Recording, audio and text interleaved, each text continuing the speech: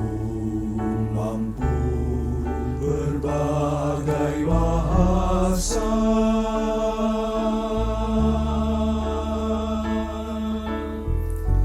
walau ku dapat mengerti semua.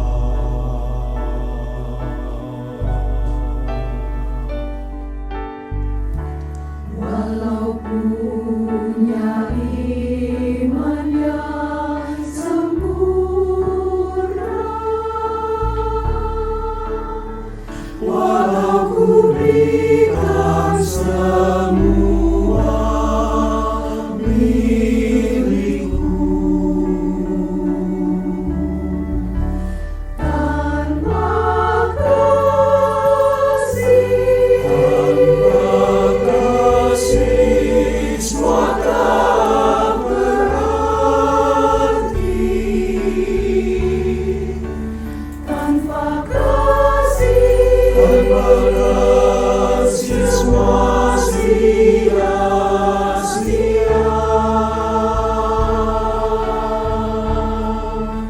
Tanpa kasih tak ada gunanya ku berbagi.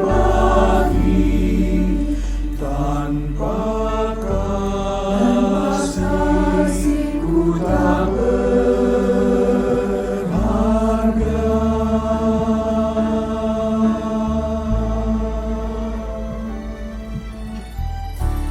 kasih itu sabar dan tidak cemburu.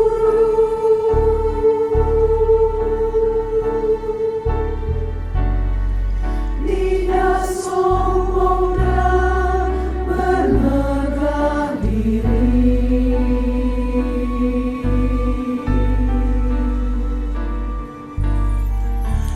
kasih itu benar dan setia.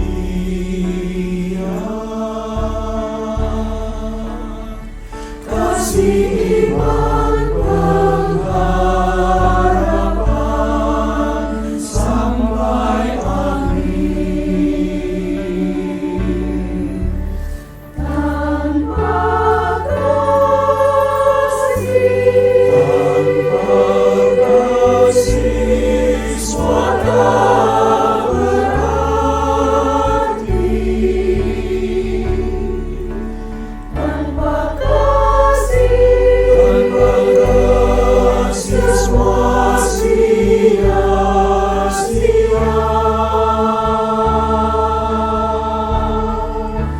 Tanpa kasih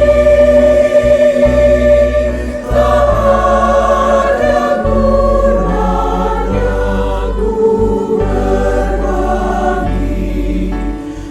Tanpa kasih ku tak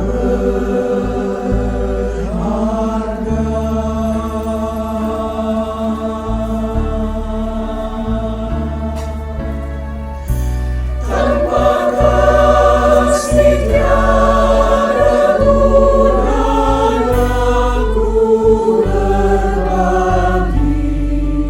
Tanpa kasih tak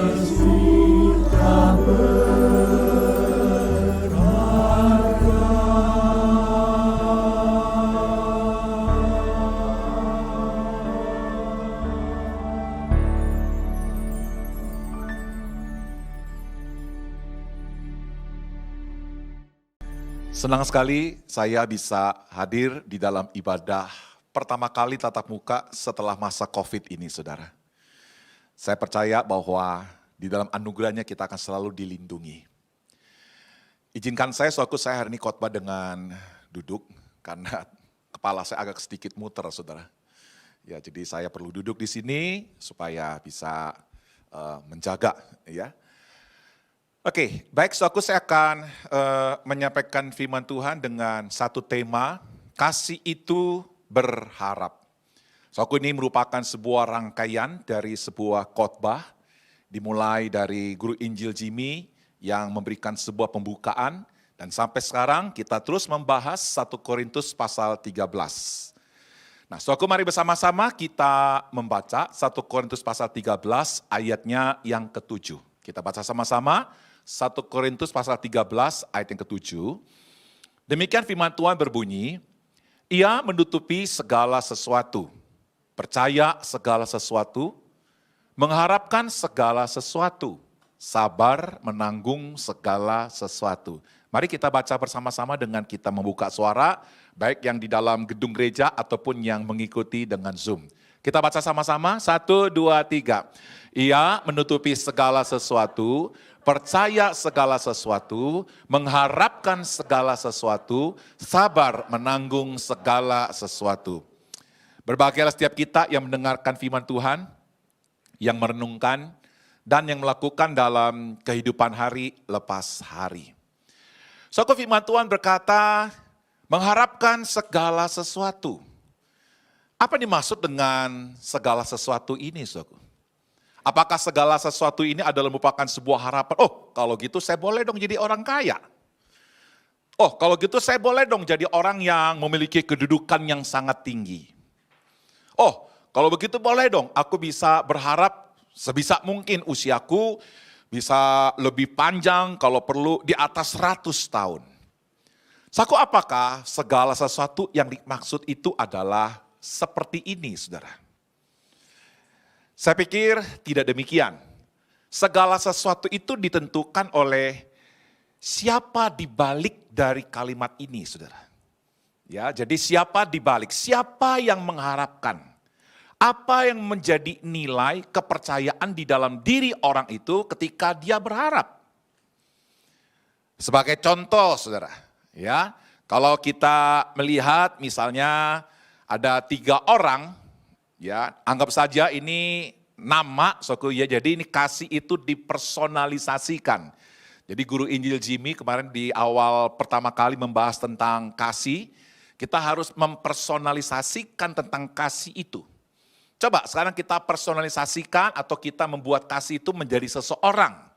Ya, anggap saja saudaraku ya, si pahit misalnya. Saudaraku, kalau orang yang mengharapkan itu adalah si pahit, artinya adalah orang yang punya kepahitan dalam dirinya. Menurut saudara kurang lebih apa yang diharapkan ketika dia datang ke gereja? Apa yang dia harapkan ketika dia berhubungan dengan anggota keluarganya? Apa yang dia harapkan dengan orang-orang yang ada di sekitarnya? Saya sangat yakin, saudaraku, kalau yang namanya si pahit, kalau datang ke gereja, kalau gereja lagi cekcok, gereja lagi bertengkar, oh dia tambah senang, saudara. Dia tambah bergembira. Apalagi, saudaraku, kalau dia ke gereja, dia melihat gereja ini mulai retak, mulai pecah, dan yang membuat perpecahan itu adalah orang-orang yang telah menyakiti hati dia. Oh, dia sangat gembira sekali kalau gereja bisa terjadi seperti itu. Saudaraku, kalau si pahit ini, saudaraku, mengharapkan segala sesuatu, maka tidak heran, saudaraku, dia akan selalu mengharapkan sesuatu yang buruk dari orang yang menyakiti dia. Anda tahu, saudaraku, ada salah satu oknum polisi, saudaraku, ya ini terjadi beberapa bulan yang lalu, ya ini seorang wakapolres, saudaraku, dia dengan begitu tenang, dia menembak, saudaraku, adik iparnya, dan adik ipar itu mati, saudara. Dan ketika ditanya, saudaraku, dia tidak merasa bersalah. Saudaraku, memang itu yang diharapkan, bahwa adik iparnya mati. Jadi saudara bisa bayangkan kalau si pahit itu mengharapkan segala sesuatu. Yang diharapkan adalah segala sesuatu adalah buruk. Segala sesuatu itu adalah sebisa mungkin jelek. Oh, dia tidak akan berbahagia kalau orang yang telah menyakiti dia menjadi orang yang sukses. Menjadi orang yang hebat. Oh, dia tidak akan rela, saudaraku. Dia merasa sedih dan hancur hati. Nah, kalau orang yang menyakiti hati dia, kalau orang itu bangkrut, dia akan tertawa dengan lebar. Bilang sama kiri kanan, untung di GKBJ Depok tidak ada orang macam kayak begini. Nah, kalau yang nggak berani ngomong jangan-jangan saudara nih. Ya. Nah, coba saudara bayangkan kalau misalnya yang dibalik dari kata mengharapkan segala sesuatu itu adalah si tamak. Si tamak ini adalah orang yang cinta akan uang. Aku menjadi orang kaya itu nggak salah. Tapi adalah salah kalau didasari oleh sebuah ketamakan. Orang yang tamak adalah orang yang dia bukan saja menggunakan dengan cara yang baik ketika dia coba membangun sebuah kekayaan. Dia akan lebih banyak menggunakan berbagai macam dan dia akan menggunakan segala cara untuk bagaimana membangun kekayaan. Dia menjadi orang yang tidak akan rela memberikan sebagian hartanya kepada orang miskin. Dia kalau ke gereja, saudaraku, sebisa mungkin uang yang terkecil diberikan ke dalam kantong kolektor. Sebisa mungkin, saudaraku, sedikit uang saya berikan kepada gereja. Karena bagi si tamak, saudaraku, uang itu adalah segala-galanya. Uang itu terpenting dalam hidupnya. Bahkan, saudaraku, kalau si tamak ini, saudaraku, sakit pun gara-gara cari uang nggak jadi masalah. Nah, bilang sama kiri kanan, rupanya di gereja ini ada satu orang yang ku kenal model seperti ini. Ya. Dia nyari uang habis-habisan, saudaraku, bahkan berani mengorbankan kesehatannya. Itulah si tamak. Saudara bisa bayangkan kalau si tamak ini dia bergereja ke gereja kita. Saudaraku. Wah, apalagi kalau khotbahnya tentang khotbah salib, khotbah penderitaan, begitu ya. Khotbah tentang berani membayar harga. Si tamak bilang, gua mah kapok ke gereja ini. Ya, tapi si tamak ini, saudaraku, kalau pergi ke sebuah gereja yang beritanya, kamu diberkati Tuhan, hartamu akan tambah. Ya, kamu akan menjadi kepala bukan ekor. Waduh, dia akan setia di gereja itu, saudara. Dia setianya bukan karena Tuhan. Dia setianya karena dia memiliki sifat tamak itu loh, saudara. Ya. Nah, ini yang kedua. Nah, yang ketiga adalah si nafsu. Si nafsu mengharapkan segala sesuatu. Atau nama lain alias si nafsu ini adalah si ego. Ya, si ego, marganya si. Si wego. Ya, jadi si ego, saudaraku. Jadi si ego ini, saudaraku, adalah orang yang mengharapkan segala sesuatu yang terjadi, segala sesuatu dari orang lain untuk dia, untuk saya maksud saya, untuk saya. Segala sesuatu kesenangan saya, segala sesuatu untuk keuntungan saya, segala sesuatu untuk kenikmatan saya. Si ego ini, saudaraku, adalah orang yang berani mengorbankan orang lain demi kesenangan dirinya sendiri, itu si ego. Si ego, saudaraku, kalau dia datang ke gereja, dia selalu bertanya begini, gereja mau kasih saya apa? Apa yang gereja bisa lakukan buat saya? Apa yang gereja bisa berikan buat saya? Wah, saya senang model-model gereja kayak begini, saya dilayani sebaik-baiknya. Itu si ego. Bilang sama kiri kanan, di gereja ini kurang lebih ada 3-4 orang ada di tempat ini. Itu si ego, saudara. Si ego atau si hawa nafsu ini, aku coba bayangkan, ya kalau dia itu memiliki label playboy. Apa segala sesuatu yang ada di otaknya? Segala sesuatu adalah kalau bisa aku punya 9 cewek. Ya toh, kalau aku bisa, aku poligami. Itu si ego, saudara. Jadi aku mengharapkan segala sesuatu tergantung siapa yang mengharapkan, apa yang menjadi nilai dari dirinya. Nilainya itulah yang akan menuntun orang itu mengharapkan segala sesuatu. Jadi segala sesuatu di sini bukan berarti segala-galanya. Tergantung nilai yang dia pegang. Itu akan menentukan apa yang disebut dengan segala sesuatu itu. Saya akan masuk lebih dalam di Alkitab. Ya, ada 5 jenis orang Farisi berdasarkan Talmud. Ya, Talmud ini adalah merupakan sejarah dari orang-orang Yahudi yang mencatat perkembangan sejarah dari orang-orang Yahudi. Ya. Nah, ada yang namanya Farnajis. Wow, saya bahasa Arab saya pinter ya. Farnajis. Ya, far angguk. Far baik. Far akut. Far sepi. Wah, ini marganya far nih. Ya, oke. Saku ini sebenarnya bukan bahasa Arab, saku. Ya, saya nggak bisa bahasa Arab. Ya, tapi ini merupakan sebuah singkatan Farisi Najis. Ya, Farisi Najis ini adalah seorang Farisi yang suka mengatakan najis. Yang suka mengatakan kafir kepada orang-orang yang tidak sesuai dengan hukum Taurat. Ya, Farnajis ini adalah orang yang dia itu berharap gak ketemu sama perempuan. Dia berharap di dalam ibadahnya gak ketemu sama perempuan. Sebab buat dia perempuan itu akan membuat ibadahnya menjadi najis. Dia akan menjauhkan perempuan sebanyak mungkin, Tapi gue gak tahu di otaknya ada perempuannya enggak ya. Ini far najis, saudara. Orang-orang yang seperti itu saudara, adalah orang-orang yang akan menjauhkan bukan saja perempuan, ya, pemungut cukai, ya, apalagi saudara, orang-orang yang kena kusta, orang-orang yang miskin, itu dianggap adalah orang-orang yang dikutuk sama Tuhan. Orang-orang yang dikutuk sama Tuhan adalah layak untuk dijauhkan. Jadi suatu orang ini yang disebut dengan far najis. Jadi suatu kurang lebih gimana ya kalau ada anggota gereja kita datang ke gereja, ya dia punya hati far najis. Ya, yang jelas dia pasti dia akan mendapat cewek aja saudara. Karena dia menganggap wanita itu najis saudara. Ada lagi far angguk. Far angguk kita apa saudara far angguk? Ini far angguk ini golongan Farisi yang kelihatannya bijaksana. Sebab dia suka ngangguk-nganggukin kepala. Ya, bijaksana. Ya, Alkitab bilang begini saudara. Ya, orang yang mengangguk-angguk kelihatannya pintar, sebenarnya goblok. Iya. Wah, dia lus-lus jenggot begitu ya. Padahal dia nggak tahu isinya, saudara. Ya. Dia kalau ada orang beribadah, saudara, wah dia berangguk-angguk begitu. Dia seneng, saudara ya, dengan orang-orang yang melakukan semua ibadah dengan baik. Coba saudara bisa bayangkan kalau yang namanya far angguk ini adalah saudara. Waduh, saudara dengar khotbah saya ngangguk-ngangguk terus aku ya. Tapi hati-hati yang angguk-angguk nanti gua tanya lu ngerti apa enggak. Selesai ibadah gua tanya satu-satu nanti. Ya, nanti nih si Febri gua nanya nanti ini. Lu ngangguk-ngangguk lu ngerti enggak gua yang khotbah?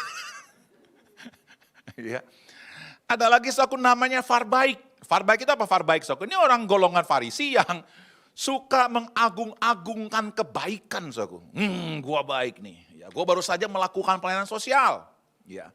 Gua baru saja membantu bencana. Wah, dia sangat mengagung-agungkan hal-hal yang sangat baik, saudara.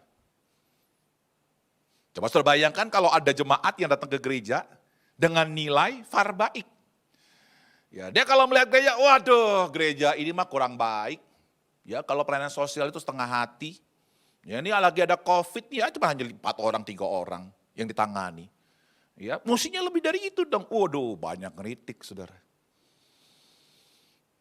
Jadi saku ini adalah far baik, saku. Wah, ada lagi saku far akut. Far akut nih. Bilang sama kiri kanan, gua kenal orang ini ada di tempat ini, nanti gue jelasin. Iya, far akut nih. Far akut ini adalah Farisi yang penuh dengan ketakutan. Iya. Orang far takut ini saku adalah orang yang sangat yang sangat dia tuh detail sekali itu mempelajari aturan-aturan, nggak mau sedikit pun itu salah. Bahkan kalau nyembeli embek, saudara, dianggap nggak sah kalau bukan pakai cara yang benar. Pernah dengar model kayak begini saku di iklan-iklan? Ya, ikan lele. Kalau disembeli itu mesti benar. Kalau nggak ikan lele yang disembeli nggak benar, tetap kafir itu kan lele. Ya, ya. Ini far takut saku. Waduh, dia serba takut saku. Aturan-aturan itu begitu ketat dilakukan saku karena takut untuk melanggar aturan. Kalau perlu ditambah lagi aturannya supaya tambah apa? Supaya tambah suci, saudara. Supaya lebih tambah bagus sembelih kambingnya katanya. Begitu itu far takut. Nah yang selanjutnya yang terakhir ini far sepi. Wah ini far sepi ini sebenarnya agak lebih baik saudaraku ya. Dia gak banyak ngomong saudaraku. Dia lebih suka diam, menyepi saudaraku ya. Di dalam bait Allah untuk sembahyang di situ. Untuk menyembah Tuhan di situ. Ini far sepi lebih baik. Ada orang yang menafsirkan saudaraku bahwa Nikodemus ini termasuk orang Farsepi. Ya, sehingga dia diam-diam ketemu dengan Yesus. Tanya bagaimana tentang lahir baru itu loh. Nah saudaraku ini adalah far najis, far angguk, far baik, far akut, far sepsi, far sepi. Nah mengharapkan segala sesuatu, saudara bisa bayangkan. Jadi apa yang menjadi label dalam dirinya, apa yang menjadi nilai di dalam dirinya itu akan menentukan apa yang diharapkan di dalam segala sesuatu. Apakah saudara hari ini datang dengan penuh rasa takut? Halo? Ada orang Kristen datang ke gereja kenapa? Gua takut dikutuk. Maka gue datang ke gereja. Nggak cukup datang ke gereja, saudaraku. Gue perlu di rumah pakai Alkitab, taruh di atas kepala ranjang. Taruh di atas kepala bantal. Enggak cukup. Wah, perlu lagi apa? Ada yang namanya kursi doa, berlutut di tepi ranjang. Jadi segala sesuatu ditambah-tambahin, saudara. Saya tidak mengatakan kita tidak boleh menaruh Alkitab di atas ranjang, suku ya. Untuk orang yang masuk ruang ICU itu penting sekali. Tahu masuk ruang ICU, taruh Alkitab di samping itu penting sekali, suku. Ya. Saya tidak mengatakan bahwa kita tidak boleh pakai lutut untuk berdoa. Tapi apa yang mendorong saudara?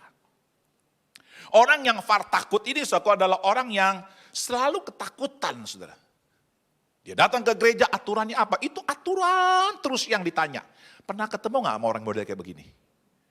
Hah?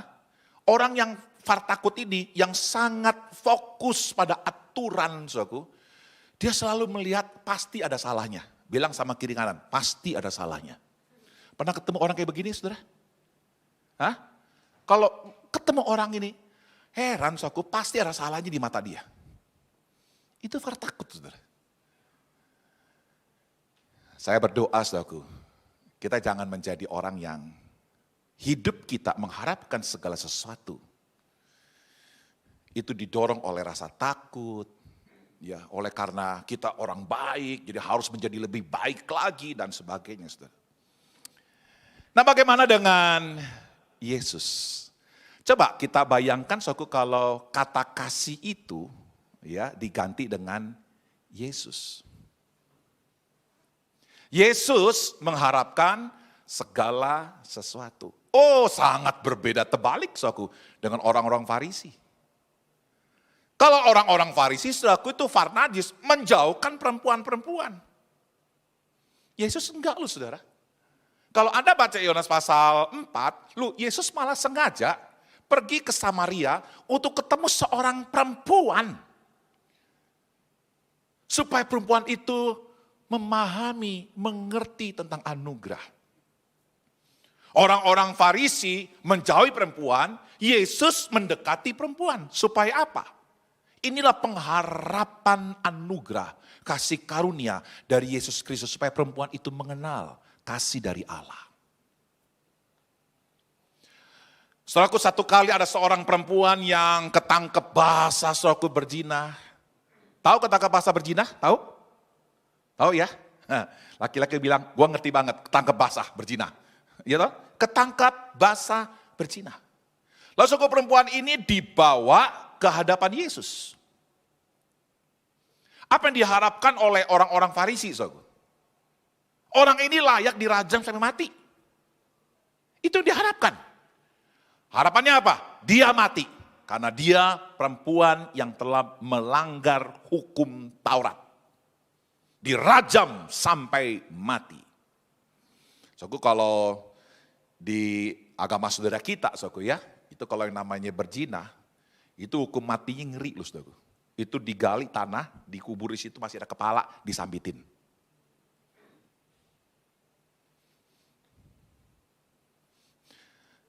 Setelah waktu perempuan ini dibawa ke Yesus. Lalu orang-orang, khususnya orang-orang Farisi bilang, dia sudah ketangkap basah berzina. Apa yang mesti dilakukan? Yesus bilang apa, saudara? Ini hebatnya Yesus kita, saudara. Dia bilang begini, siapa di antara kamu yang tidak berdosa? Yang pertama kali menyambit. Semuanya satu demi satu meninggalkan. Artinya apa, saudaraku? Mereka pun juga penzina. Meninggalkan, saudara. Lalu tinggal perempuan itu dengan Yesus. Saudara tahu apa yang diharapkan oleh Yesus kepada perempuan ini? Yang ketangkep basah berzina? Yesus bilang begini, aku tidak menghukummu, tapi gak cukup loh. Yesus bilang begini, pulanglah. Jangan berbuat dosa lagi. Maaf kata, saudaraku ya, seringkali berita Alkitab itu dipotong-potong setengah. Tuh lihat tuh Yesus tuh membela perzinahan. Enggak. Nggak lengkap dia bacanya. Aku tidak menghukummu. Tapi ada kalimat selanjutnya. Pulang, jangan berbuat dosa lagi. Saudara, satu kali ketika ada seorang yang bernama Sakius lagi naik pohon. Saudara, ini orang pendek, saudaraku ya. Yesus bilang, Sakius turun. Aku mau ke rumahmu. So aku coba bayangkan kalau yang namanya itu si marga Far, yang namanya marga Far itu saudaraku, kurang lebih apa sih yang diharapkan oleh si marga Far ini ketika melihat ada seorang pemungut cukai. Ini orang kayak begini, jangankan datang ke rumah. Dia layak untuk dibunuh. Darahnya layak untuk ditumpahkan. Karena dia pengkhianat orang Yahudi. Tapi Yesus aku dengan tenang dia berkata, turun, aku mau ke rumahmu. Yesus mengharapkan apa, saudara? Apakah Yesus mengharapkan uangnya? Enggak, saudara. Ketika pemungut cukai ini, saudara, seorang yang bernama Sakius berjumpa dengan Yesus. Berubah, saudara. Dari orang yang tamak, yang cinta akan uang. Berubah menjadi orang yang suka memberi, saudara. Itulah Sakius. Saudara, coba kita bayangkan kalau ada seorang yang memperkosa, ya, yang merampok, ya, terus kemudian jahat lah gitu loh. Adalah normal sih kalau kita bilang memang orang ini layaklah dihukum mati, layak dihukum mati. Saku ada orang yang ketangkep, lalu kemudian oleh kekaisaran Romawi, saku dia harus disalibkan karena memang dia adalah pemberontak. Dia pelaku kejahatan yang sangat mengerikan, dia layak untuk dihukum mati. Dan memang ini, dan orangnya akhirnya memang disalibkan. Mati dengan cara disalibkan, itu merupakan sebuah kematian yang paling mengerikan. Buat orang-orang yang dianggap sebagai penjahat yang sangat serius. Tapi Tuhan Yesus bukan penjahat, saudara. Dia disalibkan karena orang-orang Yahudi yang menginginkan dia mati di kayu salib. Saudara, ketika penjahat yang ada di sebelahnya berkata, Yesus, ingat ya akan aku. Kalau engkau ada di Firdaus, ingatlah akan aku. Saudara bayangkan baik-baik, apa sih yang ada di benak Yesus tentang permintaan itu? Apa yang diharapkan oleh Yesus kepada orang ini? Dari jawabannya kita tahu, saudaraku. Sebenarnya Yesus bisa ngomong begini gak? Lu tahu gak sih, gue juga lagi susah disalib. Lu ngucurin darah, gue lebih ngucurin lagi. Udah lu diem lu. Yesus bisa ngomong kayak begitu. Dia bisa. Tapi suatu indahnya jawaban Yesus. Yesus bilang begini. Hari juga engkau bersama dengan aku di Firdaus. Saudara bisa bayangkan kalau Yesus ada di tempat ini, saudaraku. Ada orang yang baru keluar penjara. Kurang lebih bagaimana sikap Yesus kepada orang ini? Hah? Saya yakin ada beberapa orang kita menganut yang namanya Farnajis. Oh, ini baru keluar dari penjara nih. Ijazahnya ijazah narapidana. Kalau bisa jangan jadi pengurus, repot nanti. Iya toh? Tapi coba bayangkan kalau itu adalah Yesus. Saya sangat yakin pasti Yesus akan duduk di sebelahnya. Dan dia akan merangkul orang ini. Kamu baru keluar dari penjara ya. Mungkin orang lain menolak kamu. Tapi aku merangkul kamu. Itulah Yesus. Saudara, ketika dia disalib, saudaraku, Anda tahu kemana murid-muridnya? Apalagi si Petrus tuh, katanya berani, nekat. Ya, siapa yang gebukin lu? Gue juga bantu. Pakai bahasa saya. Ya, kalau dia macam-macam, gue cabut pedang juga buat tuh Petrus, saudara. Oh, dia mau jadi pembela dari Yesus yang amat luar biasa. Waduh. Kalau saudara mendengarkan ada pengikut saudara atau orang-orang di sekitar saudara yang ngomong seperti itu, bangga gak saudaraku? Ih, keren banget nih teman gue nih. Ya, gue kalau digebukin dia akan turun tangan. Kalau gue bermasalah, dia akan turun tangan. Kalau gue ketemu setan, dia bukan turun tangan, dia pakai kakinya, dia lari, saudara. Nah, gimana saudara kalau kita ketemu orang kayak begini, saudara? Mengecewakan bukan? Sangat mengecewakan bukan? Katanya mau bela, tapi nggak dibela pada saatnya. Itu yang terjadi dengan murid-murid Yesus. Setelah bayangkan di murid-murid ini yang udah mendengarkan pengajaran Yesus, udah melihat mujizat Yesus, udah melihat segala kebaikan-kebaikan Yesus. Tapi pada saat Yesus di atas kayu salib, saudaraku, semuanya pada kabur. Pada lari, saudaraku. Apalagi si Petrus. 3 kali menyangkal Yesus. Mungkin kalau saya di atas kayu salib, saya kecewa banget dengan si Petrus. Saya kecewa dengan si Febri. Ya saya kecewa tuh. Ya lu kenapa gue lagi menderita lu lari, ha? Begini saudaraku ya, di dalam diri Yesus tidak ada kekecewaan. Di dalam diri Yesus tidak ada kata putus asa. Di dalam diri Yesus tidak ada kalimat ketiadaan pengharapan. Di dalam kasih selalu ada harapan. Orang yang kecewa, orang yang putus asa, orang yang kehilang pengharapan, dia sebenarnya sudah tidak ada kasih dalam dirinya. Itulah Yesus. Dia tidak pernah kecewa, dia tidak putus asa, saudaraku. Buktinya apa? Dia masih punya pengharapan yang kuat.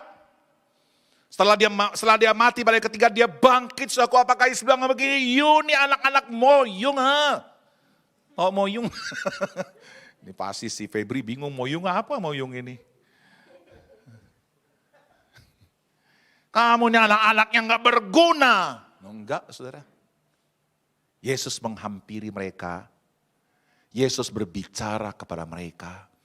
Dan Yesus bilang begini, kamu tunggu aku ya di sebuah loteng nanti.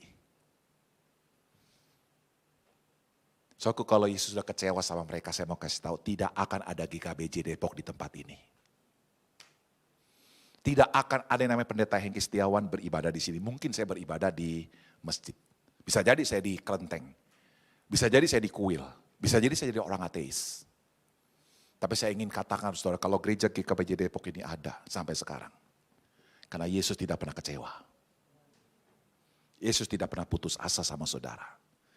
Dia tidak pernah putus asa sama murid-muridnya. Murid-muridnya rapuh dan banyak kelemahan. Yesus tidak pernah putus asa. Dia punya pengharapan yang besar.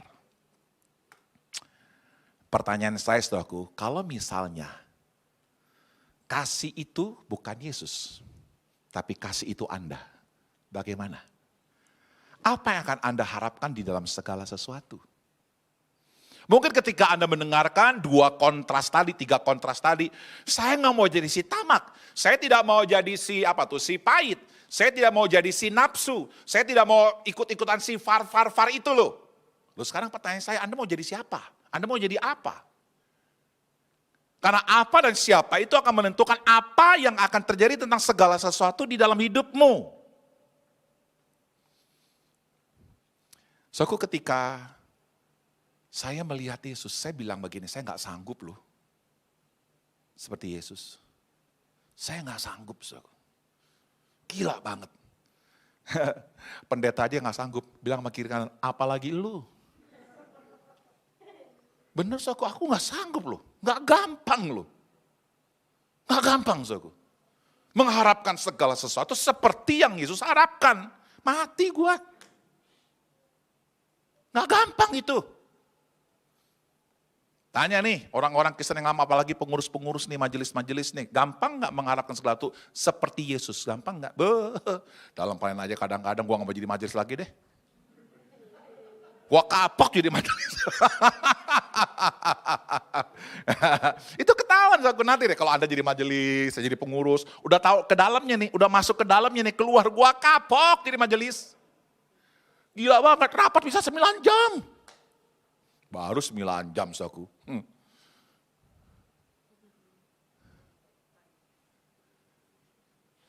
Tapi bersyukur kepada Tuhan saudara, Yesus tidak pernah menyerah kepada kita. Ini kabar gembiranya. Saya menyerah, tapi Yesus tidak pernah menyerah kepada saya. Saudara, saya ingin katakan begini.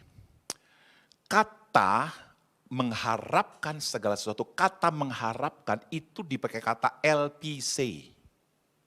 LPC itu kalau diparsing itu verb, present, indikatif, aktif. Indikatif itu terindikasi saudara adalah orang yang aktif. Yang tidak pernah berhenti. Lu saudara bayangkan mengharapkan seperti Yesus tidak pernah berhenti, sanggup enggak saudara? Enggak bakal sanggup saudara. Dan itu present loh, setiap hari. Mengharapkan seperti Yesus harapkan. Kita nggak sanggup, saudara. Saya pun nggak sanggup. Jujur, saya nggak sanggup. Saya mengharapkan segala sesuatu seperti Yesus untuk istri saya, untuk anak-anak saya. Jujur, saya nggak sanggup, saudara. Ayo sini, siapa yang udah menikah? Jujur jawab, sanggup nggak kamu? Mengharapkan istrimu seperti apa Yesus harapkan? Nggak bakal sanggup, saudara. Tapi bersyukur kepada Tuhan, kata elpisei ini tuh luar biasa loh. Kata elpisei ini bukan saja diterjemahkan mengharapkan. Atau hope, atau expect. Tapi saudaraku, elpisei ini dari sebuah ruah atau roh, nyawa yang disebut dengan yakin. Keyakinan, meyakini. Nah itu roh dari elpisei. Jadi orang yang mengharapkan segala sesuatu sebenarnya adalah orang yang yakin. Dia tahu dia rapuh. Dia tahu dia gak sempurna. Dia tahu dia gak bisa. Tapi saya yakin bukan karena saya. Tapi saya yakin karena Yesus. Anda bisa bedakan yakin dengan percaya? Kan minggu kemarin kan kita belajar bahwa kasih itu percaya. Mempercayai. Itu dipakai kata pistis atau pistos dalam bahasa Yunani-nya. Begini saudaraku ya, saya kasih contoh. Anda percaya nggak sama dokter-dokter yang ada papan namanya, dokter ini, pergi lagi jalan lagi 10 meter, ada lagi dokter lagi, kemudian 10 meter ada dokter lagi, itu ada tulisan ID-nya, nomor berapa sekian, kemudian dia punya kemampuan, keahlian juga ditulis, pulmonologi, apalagi tuh, ahli ginjal dan sebagainya. Saya pengen tanya, Anda percaya nggak itu dokter? Percaya nggak? Loh Anda mesti percaya, oh ada ininya kok pelangnya. Ya toh, ada nomor ID-nya kok. Waktu diteliti lebih lanjut, oh iya dia lulusan UI. Dia lulusan dari apa tuh? Atmajaya misalnya. Dia lulusan dari apa tuh? Kampus di Singapura. Wah ini rumah sakit yang top begitu, dia hebat sekali. Anda percaya? Saya percaya, saudaraku. Jadi orang-orang yang memiliki pelang atau izin, saya percaya dia dokter. Tapi begini saudaraku, Anda yakin nggak dokter itu bisa menyembuhkan saudara? Nah itu beda. Saya pengen tanya, kenapa Anda pergi ke dokter A kok bukan ke dokter B? Saya ingin tanya, Anda kenapa pergi ke dokter si Joni bukan si Albert? Jawabannya begini, yang membedakan adalah bukan saudara percaya, bukan itu. Saudara pasti percaya dua-duanya adalah dokter. Tapi ketika berbicara tentang sebuah keyakinan, saya yakin dokter ini bisa menyembuhkan saya. Kenapa? Karena ribuan orang udah pergi ke dokter ini. Dia sudah banyak menangani pasien. Bukan saja orang jelata. Dia menjadi dokter kepresidenan. Ada lagi ditulisan dokter kepresidenan. Gila, apa sih dicari-cari orang? Kenapa? Lu pemerintah aja yakin kok. Presiden aja yakin kok sama dokter ini. Itulah keyakinan, saudara. Jadi berharap di sini bukan sekedar Anda percaya gitu loh. Tapi Anda yakin bahwa Yesus, kalau dulu dia mampu membuat orang lumpuh berjalan. Saudara yakin bahwa hari ini juga di dalam Yesus, hal yang sama juga bisa terjadi. Saudara yakin enggak kalau Yesus itu bisa mengusir setan? Yakin enggak saudara? Kalau dulu Yesus bisa mengusir setan, harapan Yesus adalah dia bebas dari ikatan setan. Dan benar bebas. Kalau Anda yakin, Anda pasti berharap di dalam Yesus. Hari ini saya akan tanya, Anda yakin gak dengan Yesus bahwa dia pun bisa menyelamatkan hidupmu dari murka Allah? Dia bisa membawa engkau ke surga. Ke dalam hidup yang kekal oleh karena kematiannya di atas kayu salib. Saudaraku, keyakinan kekristenan bukan di atas dasar moral. Saudaraku. Keyakinan kekristenan di atas sejarahnya Yesus. Tindakannya, kematiannya, dan kebangkitannya. Saya berdoa saudaraku. Hari ini kalau kita berkata, aku rapuh Tuhan. Saya akan bacakan satu ayat, 2 Korintus 1 ayat yang ketiga. Firman Tuhan berkata, 2 Korintus pasal 5 ayat 14. Firman Tuhan berkata seperti ini. Sebab kasih Kristus yang menguasai kami. Saya ulangi lagi. Sebab kasih Kristus yang menguasai kami. Saya ulangi lagi, saudaraku. Sebab kasih Kristus yang menguasai kami, karena kami telah mengerti bahwa jika satu orang sudah mati untuk semua orang, maka mereka semua sudah mati. Saya memiliki sebuah pengharapan. Hengki Setiawan adalah orang yang rapuh, yang bisa gagal. Tapi saya akan katakan begini, bahwa saya dikuasai oleh Kristus. Saya tidak akan pernah putus harap. Karena saya yakin siapa Yesus yang ku percaya.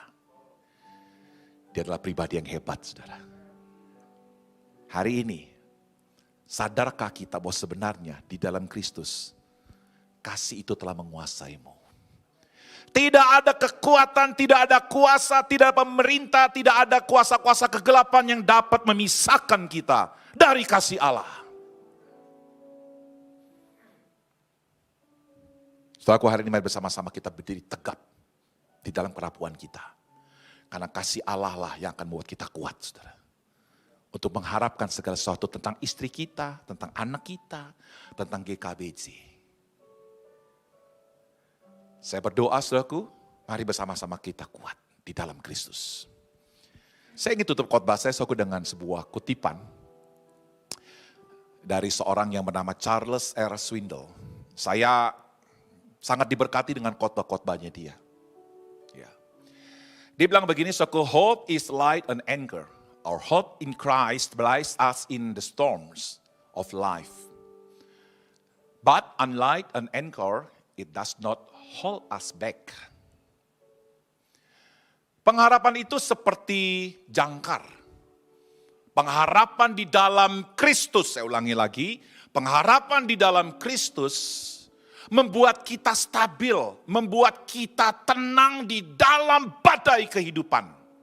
Orang yang ada di dalam Kristus bukan berarti adalah orang yang tidak pernah menghadapi badai kehidupan, badai kerapuhan, badai ketakutan, badai kekecewaan, badai keputusasaan.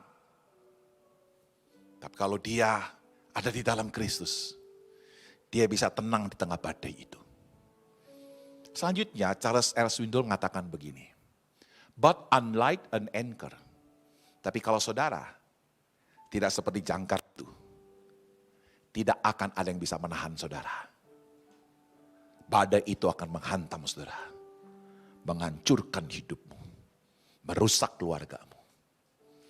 Karena kasih mengharapkan segala sesuatu, di luar dari kasih akan selalu terjadi kehancuran. Saya berdoa, saudaraku, biarlah hanya Kristus dan kasih itu yang menguasai kita. Tuhan berkati saudara. Mari kita berdoa.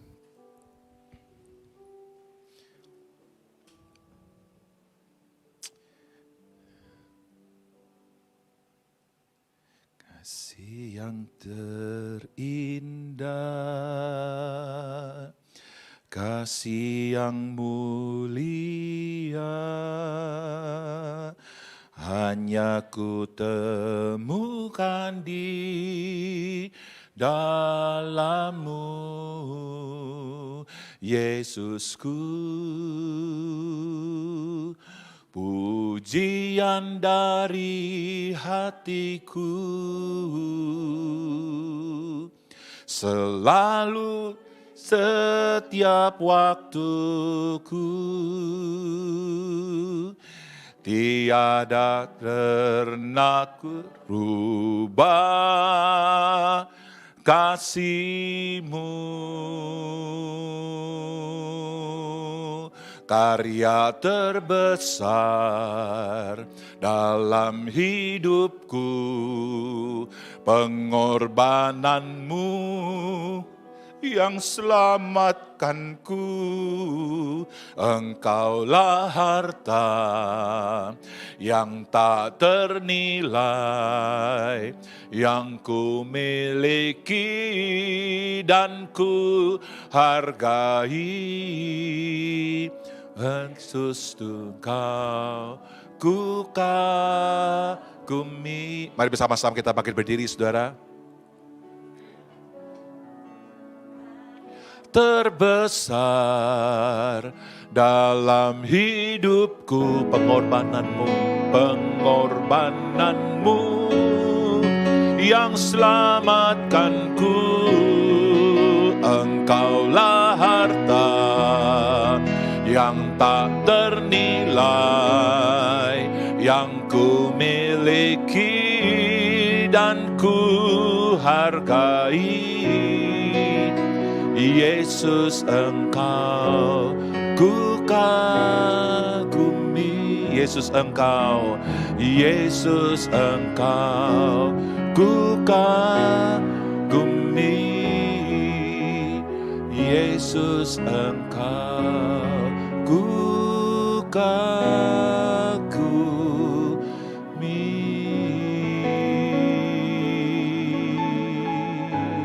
Suatu siapa di antara kita kau berkata, Yesus, kuasai kami dengan kasih-Mu.